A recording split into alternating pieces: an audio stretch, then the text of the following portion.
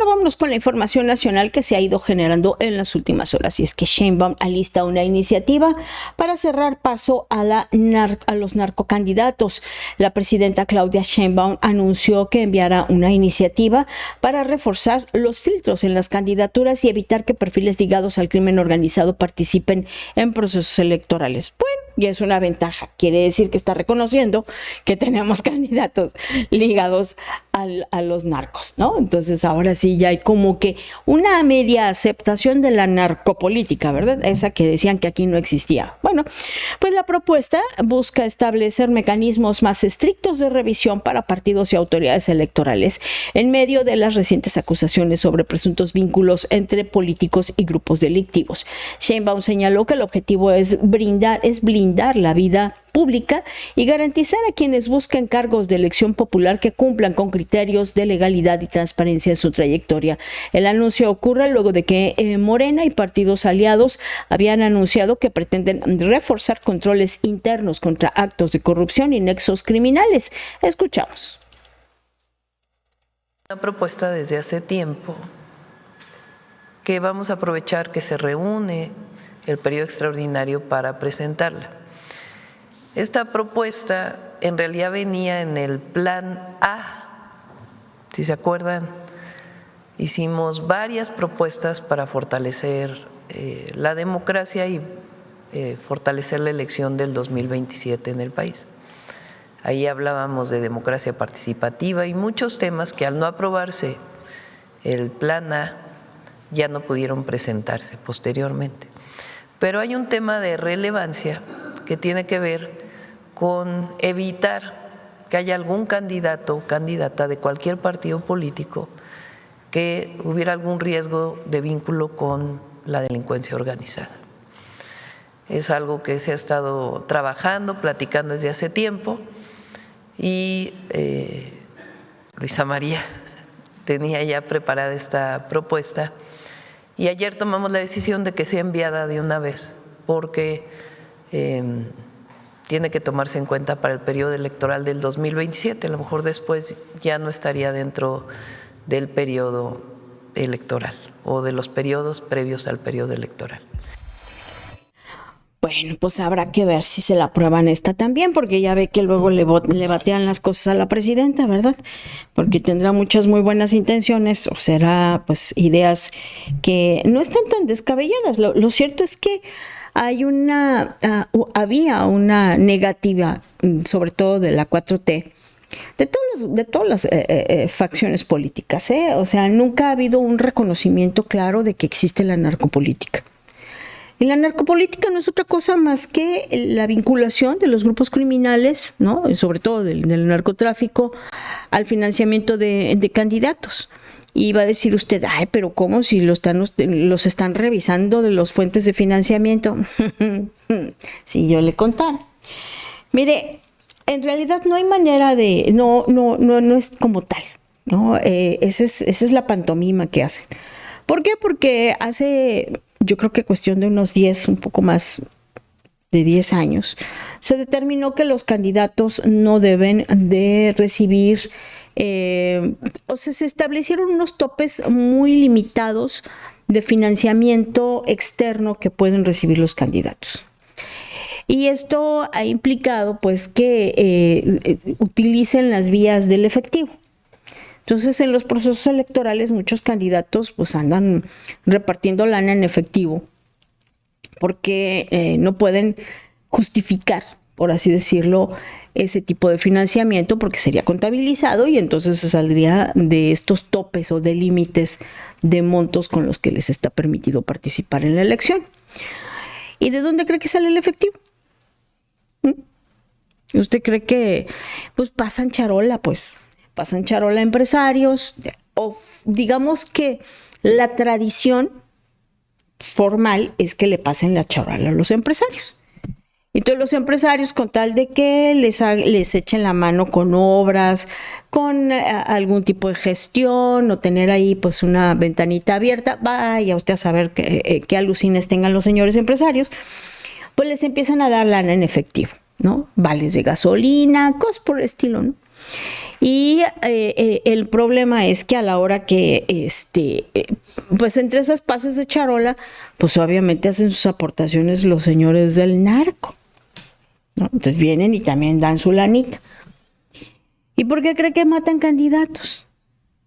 ¿Por qué cree?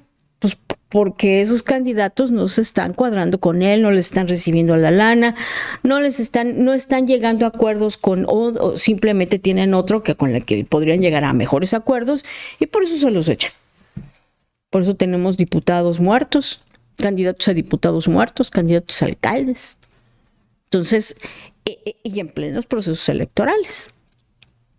Entonces aquí esa es y hay una negativa total, había una negativa del Estado a reconocer la narcopolítica, pero pues yo creo que ya después de la balconeada que les ha pegado Donald Trump o el gobierno de Estados Unidos a través de sus juzgados en Nueva York, pues creo que ya no les queda de otra más que reconocer que aquí en Houston tenemos un problema, ¿no?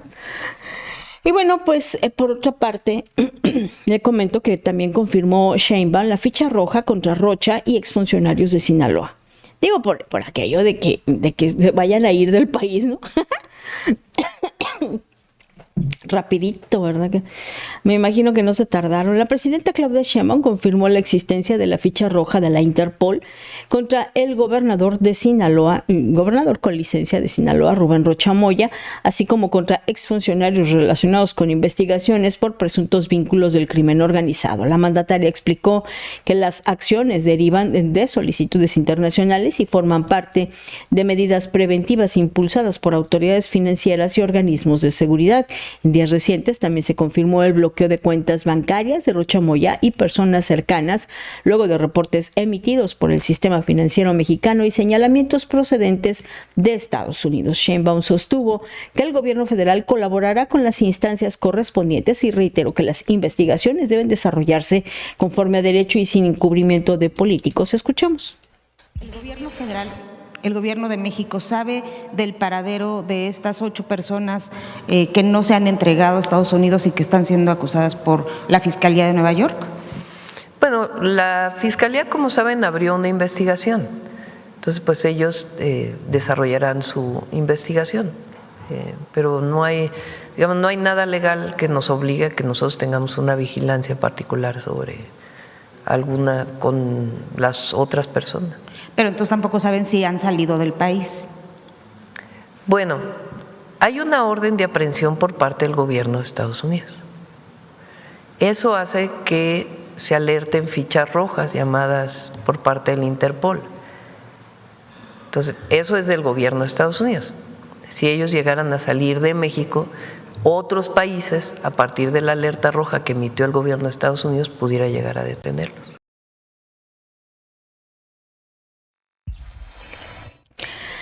Dice que no hay nada legal con lo que México pueda estarlos rastreando, pero sí hay algo inmoral. Y obviamente que si el gobierno de Estados Unidos está buscándolos, pues no es para que les digan lindos, preciosos, que bien has trabajado, ¿no? Y un gobierno en México donde no se reconoce que tienes elementos, pues, con posibles vínculos al narcotráfico, y digo posibles porque en la jerga legal es lo correcto, es decir, el posible, el presunto, sobre todo por la presunción de inocencia. Pero eso no quiere decir que tengamos un gobierno que deba de estar apapachando este tipo de cosas. Y lo que está haciendo Sheinbaum con estas posturas es apapachando pues a sus corruptos, a los corruptos de la 4T sobre todo, que son muy amiguis de Andrés Manuel López Obrador. Mire, Roberto Laceri será el nuevo embajador de México en Estados Unidos. El gobierno federal confirmó que Roberto Laceri será el próximo embajador de México en Estados Unidos en sustitución de Esteban Moctezuma Barragán, otro amiguis de Andrés Manuel López Obrador. La presidenta Claudia Sheinbaum agradeció el trabajo realizado por Esteban, el amiguis de López Obrador, durante su gestión diplomática y destacó que su participación en momentos clave de la relación bilateral. Además, se informó que el gobierno estadounidense otorgó el beneplácito diplomático para que Laceri asuma oficialmente el cargo en Washington en las próximas semanas. Escuchamos.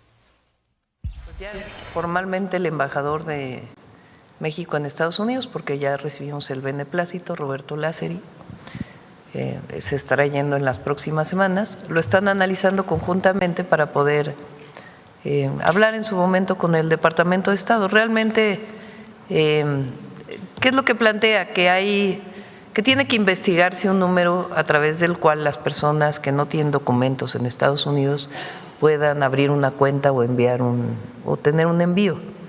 Recuerden que hemos hablado nosotros, aquí lo mencionamos hace como 15 días, que el 95% de las personas, ya sea que nacieron en México, son hijos de mexicanos en segunda o tercera generación, la mayoría tienen papeles. Bueno, al final de cuentas, pues vamos a ver en qué termina esto. Lo cierto es que, pues efectivamente, ha sido una decisión correcta el retirar a Esteban Moctezuma. ¿Por qué? Porque es una persona muy vinculada al equipo de López Obrador. Y bueno, estamos viendo que precisamente ahorita no tenemos así como que muy buena visión o muy buen respaldo, ¿no?, del gobierno estadounidense hacia el equipo de López Obrador, sobre todo con casos como el de Rocha Moya, ¿no? Entonces, ¿usted cree que Esteban Moctezuma va a ser precisamente iba a ser una persona, un representante que pudiera, digamos, defender al gobierno de México ante Estados Unidos de una manera muy imparcial? Pues no, ¿verdad? Obviamente va a estar ahí con su corazoncito respaldando a su amiguis, ¿no? Acá don López Obrador. Mire, la Suprema Corte de Estados Unidos va a permitir reclamos contra Cuba por expropiaciones, y es que la Suprema Corte de Estados Unidos abrió la puerta para que empresas estadounidenses demanden a Cuba por bienes confiscados tras la revolución encabezada por Fidel Castro. El fallo favoreció a la empresa Havana Docks Corporation, que reclama indemnizaciones por la expropiación de muelles ocurrida en 1960, luego del triunfo del gobierno revolucionario cubano. La resolución respalda la aplicación del título tercero de la ley de Helms-Burton, legislación que permite presentar demandas relacionadas con propiedades confiscadas por el gobierno cubano sin compensación. La decisión permitirá generar nuevas acciones legales de empresas y ciudadanos estadounidenses contra el gobierno cubano y empresas del país.